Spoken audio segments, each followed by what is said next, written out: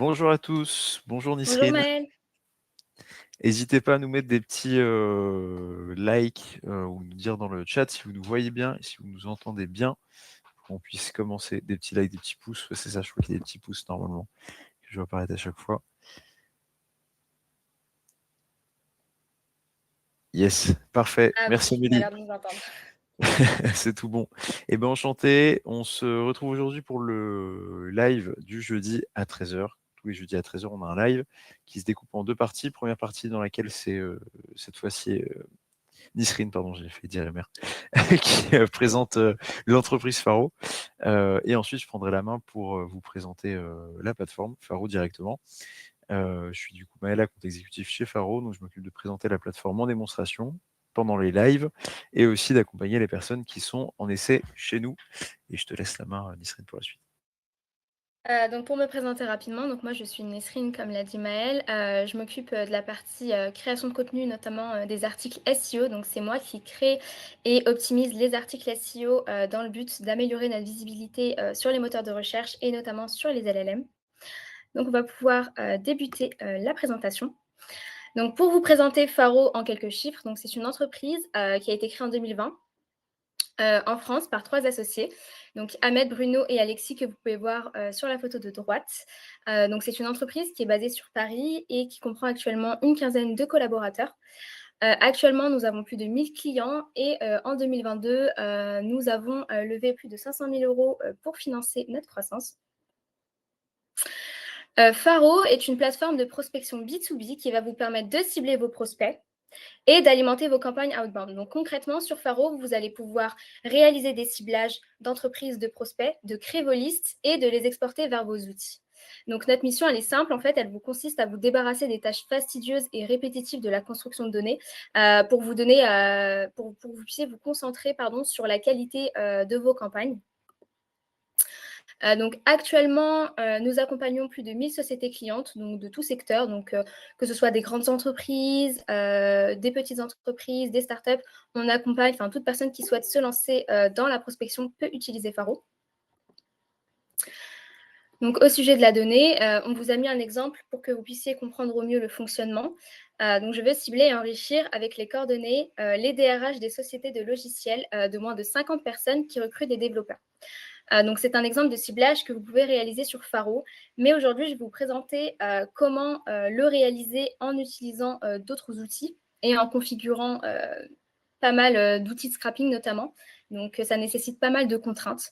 Donc pour vous présenter les étapes, donc la toute première étape va consister à extraire les données sur les sites de recrutement. Donc pour récupérer toutes les informations qui sont liées au recrutement. Donc de ce fait, il va falloir configurer et utiliser des outils de scrapping. Ensuite, une fois que vous avez récupéré ces informations-là, il va falloir les associer aux infos qui sont relatives aux entreprises, donc comme le code NAF, le numéro de sirène, le SIRET, etc., que l'on récupère sur l'INPI ou sur l'INSEE. Une fois que vous avez récupéré ces deux types d'infos, il va falloir les associer entre elles et rechercher les bons interlocuteurs. Pour ce faire, vous pouvez utiliser SalesNav justement pour détecter toutes les variétés de postes qui sont synonymes de DRH. Donc, comme vous pouvez voir, c'est assez fastidieux, ce n'est pas à la portée de tout le monde. Et donc, une fois que vous avez votre fichier, il va falloir enrichir ce fichier-là avec les coordonnées et rechercher les adresses mail, les numéros de téléphone via des outils comme Casper, Full Enrich, Drop Contact pour récupérer les adresses mail et les numéros de téléphone de vos prospects. Donc ça, c'est un exemple de ciblage que vous devriez faire si vous n'utilisez pas Faro. Et justement, notre mission est de vous fournir les données clés en main. Donc pour vous présenter notre expertise chez Faro, donc c'est très simple. On a une équipe data qui récupère plus de 40 sources de données tout en explorant plus de 10 millions de sites Internet. Donc une fois que toutes ces sources de données sont récupérées tout en explorant ces sites, on va avoir un algorithme de clusterisation et un data processing. Et concrètement, ça signifie juste que lorsque vous allez faire une recherche sur un prospect ou une entreprise, vous allez retrouver sur la fiche le plus d'informations possible pour que ce soit le plus clair pour vous. Pour vous présenter les différentes sources que l'on récupère chez Faro, donc il y a la donnée légale, comme le code NAF, le numéro de sirène, que l'on récupère sur l'INPI ou sur l'INSEE. Vous avez la donnée financière, donc si l'entreprise a publié son dernier chiffre d'affaires, les données web, donc les différents mots-clés sur lesquels se positionne l'entreprise, les technologies utilisées par l'entreprise. Donc sur Faro, vous pouvez avoir accès à ce type d'infos et connaître les entreprises qui utilisent HubSpot, Google Pixel par exemple. Il va y avoir la donnée de croissance, une entreprise qui est en croissance ou qui a levé des fonds. La donnée de recrutement, qui est une donnée importante, puisqu'une entreprise qui recrute, c'est une entreprise qui a du budget. Et donc, c'est assez sympa d'avoir accès à ce type d'informations. Vous avez la possibilité de suivre l'actualité en direct et on récupère également la donnée LinkedIn que l'on retravaille, que l'on retraite pour qu'elle soit la plus claire possible. Donc, en fait, dans la même plateforme, vous avez accès à toutes les données sur les sociétés, mais également sur les prospects. Et vous allez pouvoir rechercher les coordonnées et les exporter vers vos outils. Donc, c'est très important d'avoir autant de sources de données, mais en fait, si on ne les remet pas à jour, ça ne sert à rien. Et chez Faro, on est très clair là-dessus quant à la mise à jour de nos données. Donc, tout ce qui va être données légales, profils associés aux sociétés, donc on va mettre à jour ces infos tous les mois. Les données de recrutement, de levée de fonds, donc tout ce qui va être signaux d'affaires, ça va être tous les 15 jours pour que ce soit le plus frais possible. Vous avez la possibilité de suivre l'actualité en direct et les technologies utilisées par les sociétés, la mise à jour va se faire tous les 3 mois. Donc, chez Faro, on affiche en moyenne 75% des profils LinkedIn. Pourquoi? Car on accorde environ 15% des profils qui sont soit des faux profils, soit sont suspicieux ou alors ont une présence à l'étranger. Et en fait, ces profils, on les écarte automatiquement de la plateforme puisque je ne l'ai pas dit, mais Faro est une plateforme de prospection B2B spécialement française avec des données françaises. Et on accorde entre 5 à 10% pour une amélioration continue de la plateforme. Donc, on a une équipe data qui travaille dessus au quotidien, justement, pour la rendre la plus exhaustive possible. Et pour terminer ma présentation, donc pour vous donner quelques chiffres sur la plateforme, donc actuellement sur Faro, vous avez accès à plus de 3 millions d'entreprises, 3 classifications des sociétés, dont 2 propriétaires, plus de 12 millions de décideurs professionnels et plus de 1300 filtres magiques pour pouvoir créer vos listes tout en les segmentant, en réalisant des ciblages très précis. Donc voilà ma présentation. Donc je vais laisser la parole à Maëlle qui va vous montrer des cas d'usage concrets de la plateforme. N'hésitez pas si vous avez des questions d'ailleurs. Top. Eh ben, merci beaucoup Nisrine. Ouais, n'hésitez pas si vous avez des questions. Pendant ce temps, je vais vous partager l'écran et on va pouvoir voir ensemble la plateforme. Alors, hop, si je repars un tout petit peu en arrière, on arrive ici sur la partie tableau de bord de Faro. Sur Faro, c'est assez simple. En gros, il y a 4 étapes. La première, la recherche. Donc la recherche, elle se fait soit en appliquant des filtres vraiment complètement nouveaux, enfin en créant une recherche de zéro, soit en important un fichier. Si vous avez déjà des infos sur des entreprises, mais il vous manque par exemple les contacts et leur numéro de téléphone. Deuxième étape, ça va être du coup la recherche. Donc là, on a nos résultats de recherche. Ensuite, on passe dans la liste. À ce moment-là, on va pouvoir chercher des coordonnées, des mails nominatifs, des numéros de téléphone mobiles. Et une fois que c'est fait, on pourra exporter tout ça vers un autre outil, notamment des CRM ou des outils de séquence email, type Lemlist, la grosse machine, HubSpot ou Pipedrive. Et là, on a fait un petit peu le tour de Faro. Enfin, on a fait en tout cas le cycle complet. Là-dessus, comme je disais tout à l'heure, 2 possibilités. Soit on importe un fichier. La partie import de fichier va se trouver juste ici. Là-dessus, on va utiliser différents critères de matching pour reconnaître vos entreprises et éventuellement les contacts que vous proposez. Les critères sont les suivants. Au niveau des entreprises, ça sera SIRET, SIREN, URL LinkedIn, site web et nom de l'entreprise. Vous n'êtes pas obligé de tous les avoir. Bien sûr, le plus il y en a, le mieux ce sera pour bien faire matcher vos prospects, vos entreprises avec ce qu'on a nous en base. Et au niveau des personnes, ça sera nom, prénom, mail et URL LinkedIn. Même sujet, le plus vous avez d'infos là-dessus, le plus on pourra trouver de prospects. Une fois qu'on a importé notre fichier, donc ça va créer une recherche, et de là, on pourra aller voir les prospects qui nous intéressent, etc. Deuxième cas, ça va être la partie qu'on va voir un peu plus en détail aujourd'hui, qui est vraiment le ciblage depuis zéro, enfin en tout cas quand on n'a pas d'existant, on va pouvoir créer vraiment une liste de zéro. Et pour ça, on a la partie ciblage prospect. Qu'est-ce qu'un prospect sur Faro? Notion importante pour la suite. Un prospect, c'est la personne dans le contexte de son entreprise. Donc un prospect, c'est pas un contact, on a les personnes, on a les prospects, on a les entreprises. Donc le prospect, c'est vraiment la personne dans le contexte de son entreprise. c'est Nisrine, j'ai oublié ton intitulé de poste exact, et marketing chez Faro, par exemple, ou Maëlle Bevacqua, compte exécutive chez Faro. C'est vraiment ça le prospect.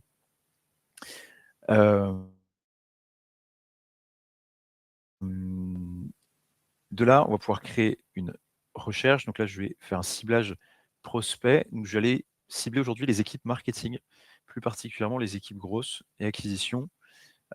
Ici, on voit qu'on a plein de départements et de sous-départements dans chaque département. Sur la partie marketing, on a management, customer success, e-commerce, etc. Je suis reparti en arrière. L'idée simplement de ces départements et de sous-départements, c'est que vous n'ayez pas besoin d'aller taper un à un tous les intitulés de poste. Alors vous pouvez quand même le faire, mais sur la partie grosse, ça peut être GTM engineer, ça peut être grosse, ça peut être grosse manager, etc. Là, vous avez juste toute l'équipe qui inclut ici tous ces différents intitulés de poste qui sont un algo qui vient filtrer tout ça et les mettre sous la même catégorie, département sous département. Là-dessus, je vais pouvoir mettre un niveau hiérarchique, puisque je veux plutôt les décisionnaires, donc les responsables ou les directeurs des équipes grosses. Je ne voudrais pas forcément les collaborateurs.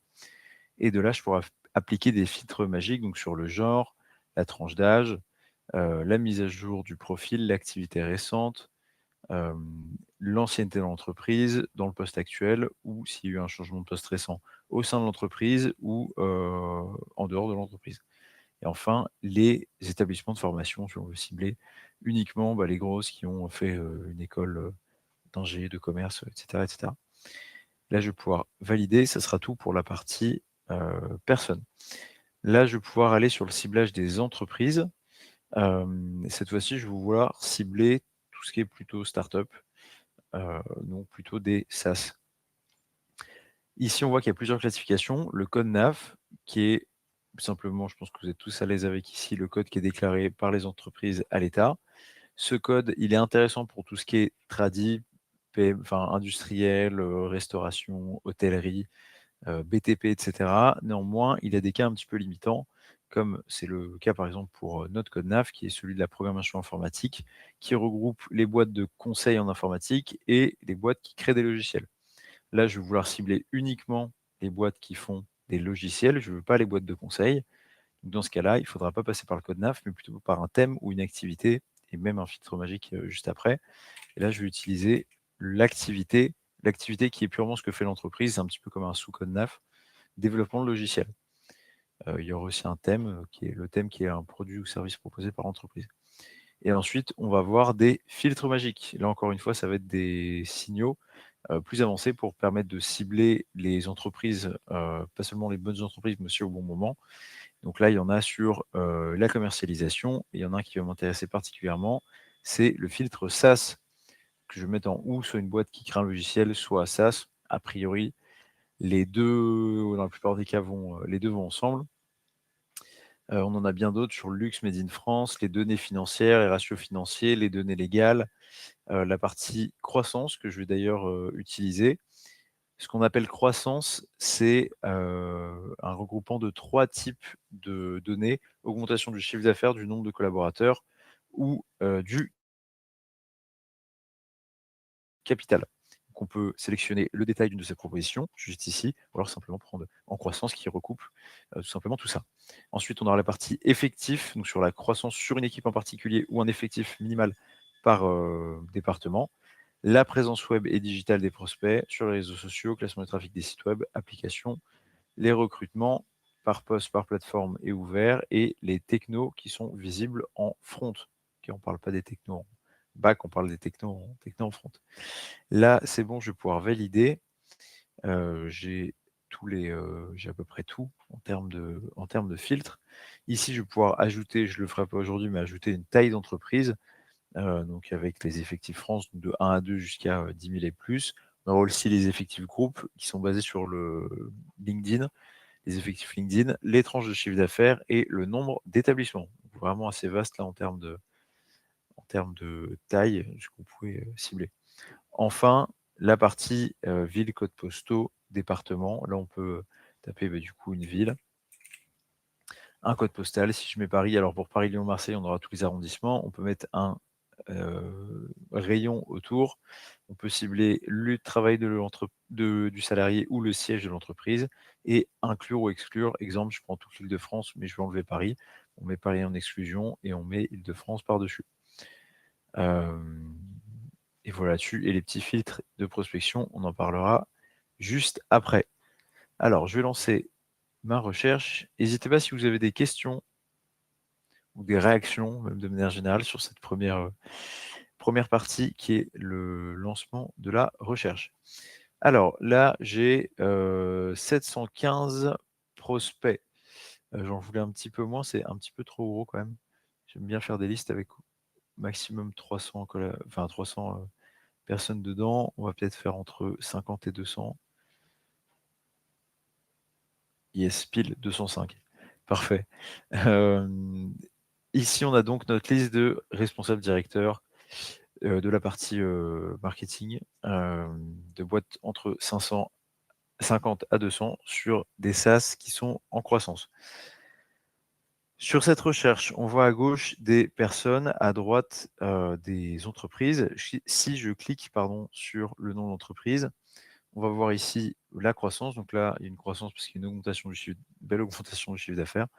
Le sirène, l'année de création, le nombre d'établissements, le siège, les effectifs, description web, LinkedIn légale et les technos visibles, tout ce qui est présence sur les réseaux sociaux, les actualités en direct qui sont ici, et on va aussi avoir l'organigramme.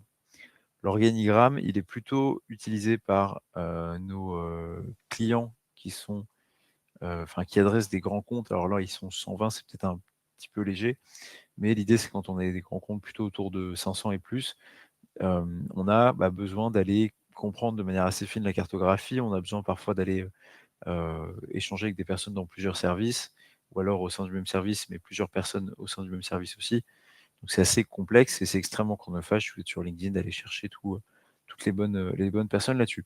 Pour ça, on a l'organigramme qui divise en départements, sous-départements, niveau hiérarchique. Donc là, si je vais sur la partie marketing, je vois que j'ai 18 personnes, 5 directeurs, 11 responsables. Si je vais sur la partie grosse, alors il n'y en a qu'un seul, ou une seule d'ailleurs peut-être, ou sur la partie produits sont plus, pricing, etc. J'ai mes 4 directeurs et je peux directement les mettre dans une liste, tout simplement. On aura aussi les recrutements quand il y en a, ils sont présents ici. Si je repars un petit peu en arrière, là j'ai à gauche tout simplement les personnes. Je vais pouvoir prendre quelques profils. Alors je vais prendre ces 2, 3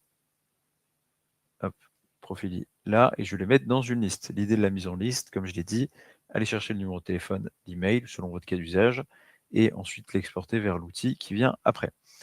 Alors choisir une liste de destination, on va l'appeler live. On est le quoi 07 05.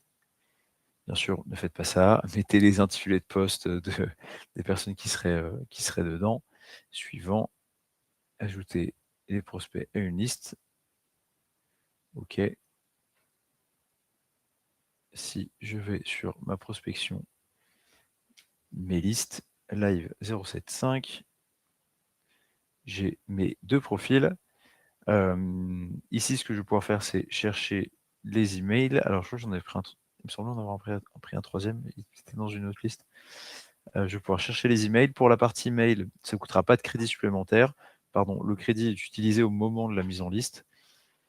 Pas d'email supplémentaire pour aller chercher le mail. Sur la suite mail, 3 outils, Drop Contact, Full Enrich en cascade avec 0 bounce qui double vérifie pour nous dire si l'email est valide, invalide ou catch-all. Très belle suite d'outils là-dessus, vous avez un taux de découverte de 80% et la validité, ce qui est absolument nécessaire pour éviter d'abîmer la délivrabilité de vos domaines.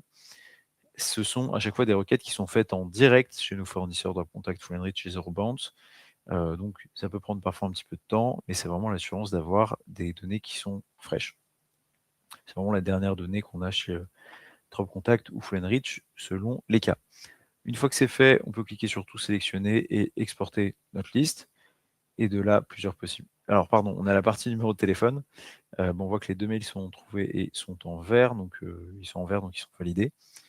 Sur la partie numéro de téléphone, plusieurs possibilités. Soit vous voulez tout centraliser sur Faro, auquel cas, nous, on fournit chez Full Rich et ça sera 10 crédits par numéro de téléphone trouvé. OK. Donc un prospect peut vous coûter 1 ou 11 crédits. N'hésitez pas si ce n'est pas clair là-dessus. Deuxième possibilité, vous avez un compte chez Casper, Better Contact ou Full Rich. Vous pouvez le brancher en API et une fois que c'est fait, vous allez utiliser les crédits chez votre fournisseur et ça ne prendra pas de crédit Faro pour la recherche du numéro de téléphone. OK. Comme je disais, une fois qu'on a cherché le numéro de téléphone, je ne sais jamais si les lives sont en replay, je préfère pas donner les numéros de téléphone, donc je ne les chercherai pas aujourd'hui. On peut exporter vers plusieurs outils. La grosse machine Lemlist pour les outils de séquence, vous envoyez des séquences mail, LinkedIn, etc.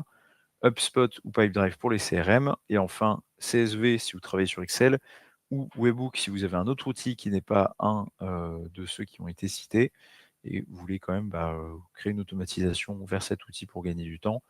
Vous pouvez exporter via le Webhook pour ensuite créer votre automatisation entre l'API de votre outil tierce et le Webhook de Faro.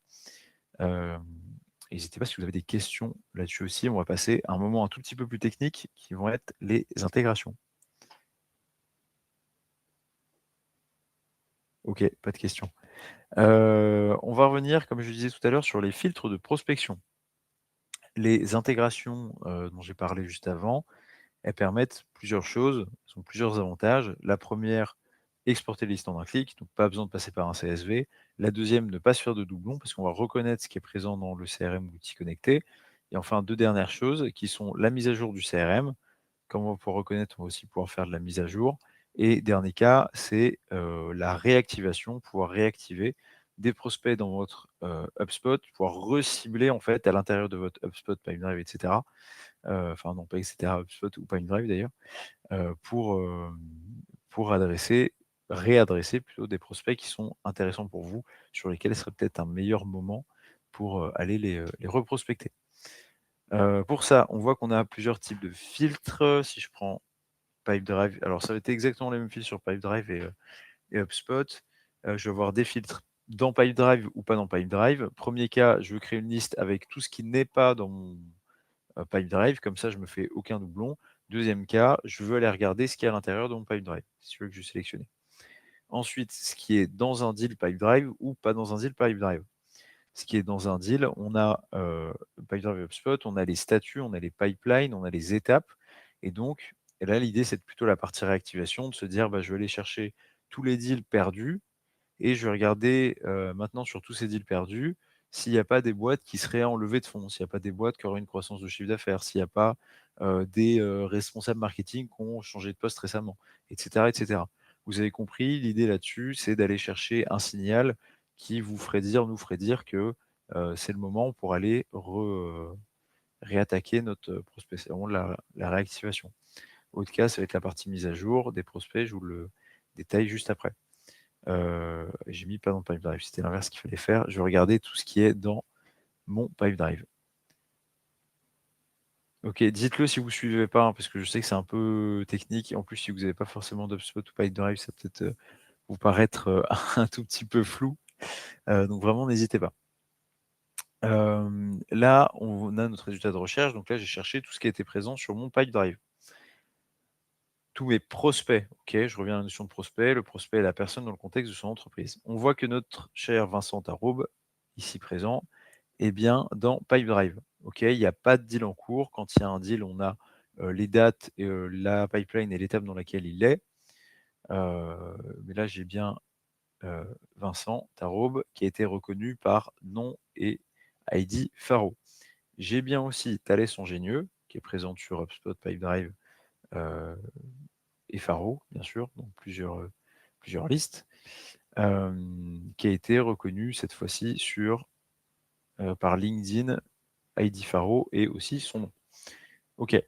On voit qu'il y a des petites gommettes, donc du coup, sur la personne, l'entreprise et le prospect. Quand il y a une gommette au niveau du prospect, donc là, il écrit Pipedrive au niveau du prospect, bingo, vous avez les trois, vous avez gagné, le prospect est à jour, tout va bien dans le meilleur des mondes. Maintenant, bien sûr, il va y avoir des cas où Vincent, demain, il sera peut-être chez Sanofi, et vous n'aurez peut-être pas vu ça passer. Donc dans votre CRM, il sera toujours chez Thales.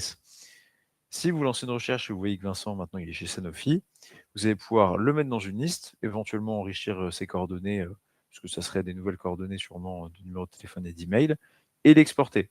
Ce qui va se passer quand vous l'exportez, ça va le détacher de chez Thales automatiquement et ça va le rattacher à Sanofi. Si Sanofi n'était pas créé, ça va créer simplement Sanofi.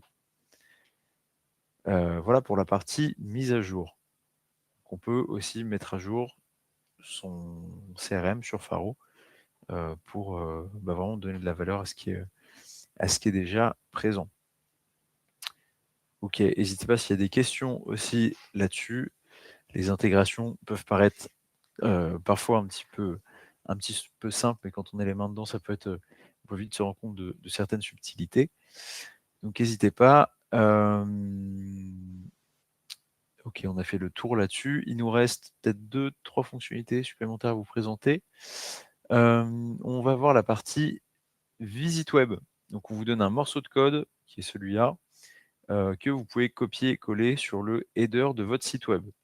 L'idée, c'est quoi? C'est simplement que Faro, via ce morceau de code, va voir les entreprises pas les personnes, les entreprises qui ont visité votre site web, pour vous générer tout simplement une liste de leads d'entreprises.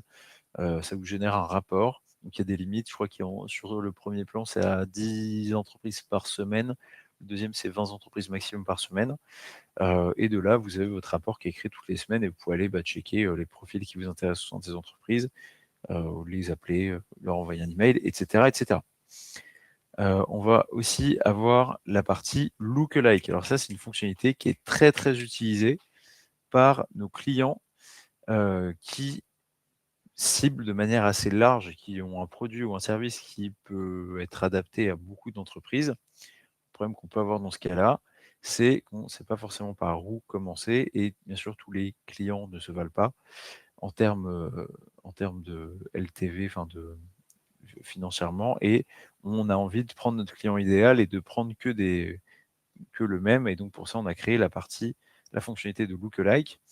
Donc là je prends l'exemple Faro, je clique sur complet, j'ai la liste de tous les filtres que le logiciel Faro a appliqué à l'entreprise Faro. Je vais pouvoir en sélectionner certains les plus pertinents, bien sûr, dans notre cas développement logiciel, une levée de fonds peut-être en 2022, une présence sur les réseaux sociaux, création en 2020, etc., etc., en effectif marketing entre 3 à 5 personnes, etc., etc. Là, je vais pouvoir valider. Je vais reprendre à peu près la même taille, en prendre quand même un peu plus large. Et je vais pouvoir sortir en cliquant ici sur la petite croix de Faro. Et là, j'ai 150 entreprises qui sont des lookalike de Faro. L'idée étant maintenant d'aller les adresser. Et là, vous allez me dire, oui, mais j'ai les entreprises, mais je n'ai pas les personnes au sein de ces entreprises. C'est très simple. On clique sur afficher les prospects. Par défaut, on aura les personnes qui ont le plus haut niveau hiérarchique. Si ce n'est pas votre cible, on clique sur prospect. Et bien là, on reprend, comme tout à l'heure, on va prendre les équipes market, par exemple, et on va prendre les directeurs responsables marketing, et on relance notre recherche. Et là, on a notre liste de CMO, etc., etc., qui est présente ici. On prend la mettre en liste, enrichir les coordonnées, exporter. Vous avez compris l'idée. Voilà sur la partie lookalike. Je pense qu'on a fait un beau tour de la plateforme. Il reste la partie import rapide, j'en ai pas parlé tout à l'heure. L'import rapide, c'est la version light de l'import de fichiers. Donc en gros, vous mettez en brouillon des noms de domaine, nom d'entreprise, URL LinkedIn, tiret de sirène,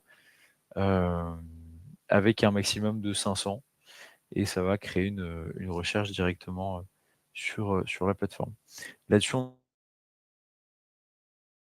a aussi les recherches unitaires. Si on cherche un profil en particulier ou une entreprise, vous allez pouvoir taper son nom, prénom, ou si c'est l'entreprise, directement une entreprise, par exemple EDF, qui est présente juste ici, avec les filiales qu'on retrouve juste ici.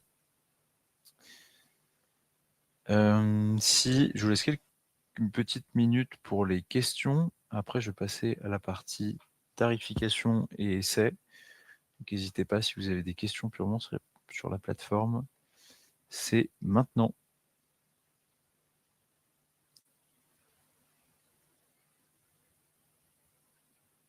Non, top. Eh bien, on passe à la partie tarification.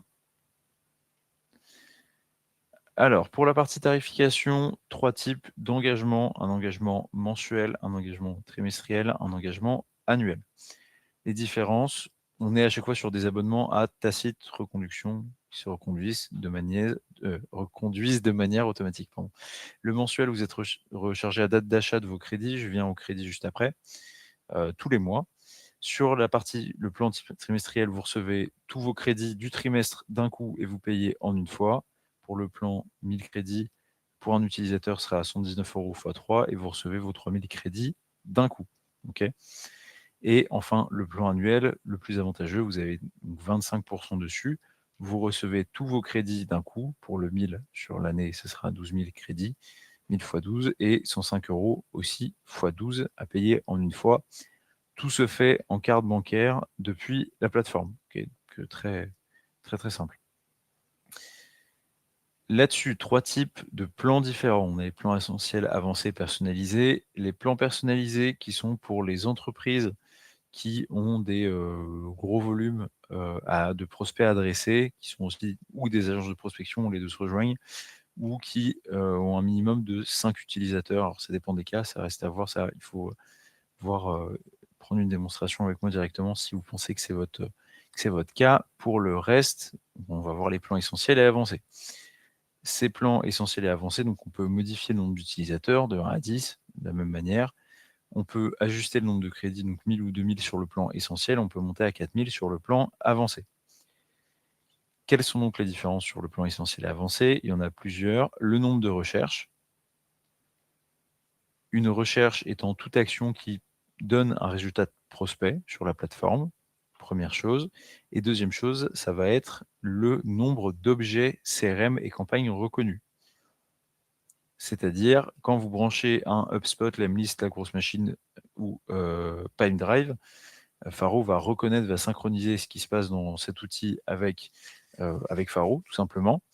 Et on va y retrouver des objets. Un objet, c'est une entreprise et un contact. Okay, globalement, si vous ne savez pas combien d'objets vous avez dans votre CRM, vous faites entreprise plus contact, et ça, c'est votre nombre d'objets. Maintenant, bien sûr, tout ça reste à pondérer dans le sens où ce sera les objets qui seront reconnus. Tous les objets ne sont pas reconnus par Faro. Peut-être que vous avez des contacts qui n'existent plus, peut-être qu'il y a des entreprises qui ont été fermées entre-temps, peut-être qu'il y a des contacts à l'étranger. Tout ça, c'est des objets qu'on ne reconnaîtra pas. Bien sûr, s'ils ne sont pas reconnus, ils ne vont pas être intégrés ici. D'un côté, limite à 50 000, de l'autre à 200 000. Dernière grosse différence, ça va être la partie CSM dédiée pour vraiment mettre en place la plateforme chez vous, vous aider sur l'intégration peut-être de votre CRM, accompagner vos équipes sur le déploiement de l'équipe commerciale ou marketing Faro, etc., etc.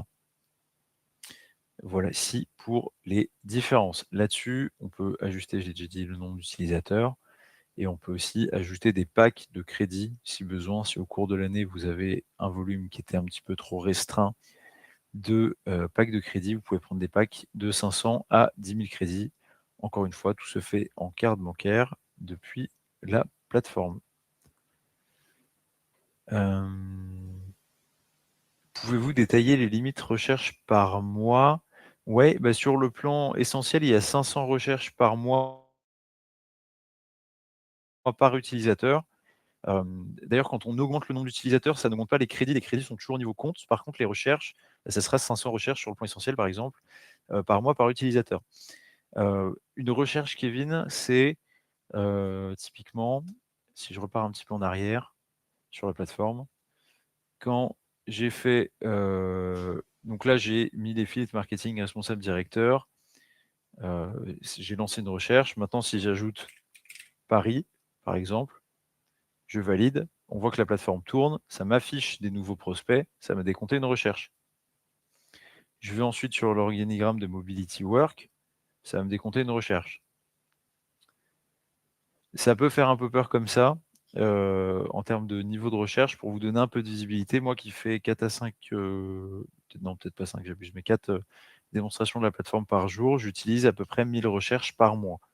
J'ai une utilisation qui est quand même très intensive. Là où vous allez utiliser plus de recherche, c'est si vous passez par les organigrammes, parce que chaque fois qu'on clique, ça va décompter une recherche. Globalement, voilà. Kevin, n'hésitez pas si, enfin, à me dire si c'était bien compris, si vous avez d'autres questions plus précises, là-dessus. Alors si je repars sur la partie tarification, synchronisation CRM, collaboration. Oui, collaboration, quand vous êtes, vous ajoutez des collaborateurs sur la plateforme, encore une fois, je repars en arrière, on voit qu'il y a un mode équipe. Donc là, je suis sur le compte équipe avec, tout le monde ici. L'idée, c'est qu'il y a des admins et des membres. Quand on est admin, on a le droit de tout faire. On a accès à la facturation, on a accès à la résiliation, et cetera, et cetera. Là où, quand on est membre, bah, on a les admins ont le choix, des permissions qu'on retrouve ici. Donc, modifier les propriétés, supprimer la liste, modifier le contenu de la liste, sur les listes créées en Excuse-moi, partenariat. Maël. Pardon? Je ne sais pas si tu partageais ton écran, mais le partage s'est enlevé. Ah oui, mince. Attends, je repars. On voit? Ça charge. Ouais, c'est bon, merci. OK, top. C'était partagé ou pas du tout? Depuis le début ou Non, pas? non, On a non, rien depuis vu? le début de ton explication, on ne le voit pas. OK, génial. Donc pour reprendre sur la partie équipe que vous voyez juste ici, on peut être donc sur un mode équipe avec des admins et des membres. Vous voyez les petits tags admin ici et les tags, membres. Quand on est admin, on peut tout faire, facturation, acheter des crédits, résilier la plateforme et cetera, et cetera. Et sinon, on peut modifier les permissions pour les membres. En modifiant les permissions, on a les listes de prospection et les listes d'exclusion. Modifier, supprimer la liste, modifier le contenu de la liste, enrichir, les téléphones et mails, exporter la liste, et cetera, et cetera. Tout est dispo ici pour qu'on puisse, changer les permissions sur les membres, sur les listes de prospection et d'exclusion. Voilà, donc vous avez le choix en tant qu'admin sur, ce que vous laissez comme permission à vos, membres.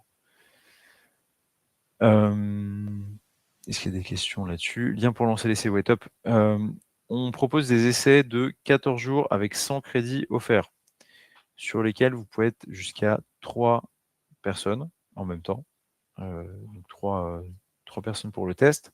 100 crédits, ça vous fait soit une ou plusieurs listes avec, 100 emails ou à peu près une dizaine de numéros de téléphone enrichis. Vous n'êtes pas spécialement limité sur les recherches, donc n'hésitez pas à aller, créer des listes, créer des recherches, tester, aller checker des organigrammes, et cetera. N'hésitez pas à lancer votre essai qui durera 14 jours. Il y a de grandes chances que ce soit moi qui vous accompagne pendant ce test. N'hésitez pas à poser toutes vos questions là-dessus et à tester la plateforme.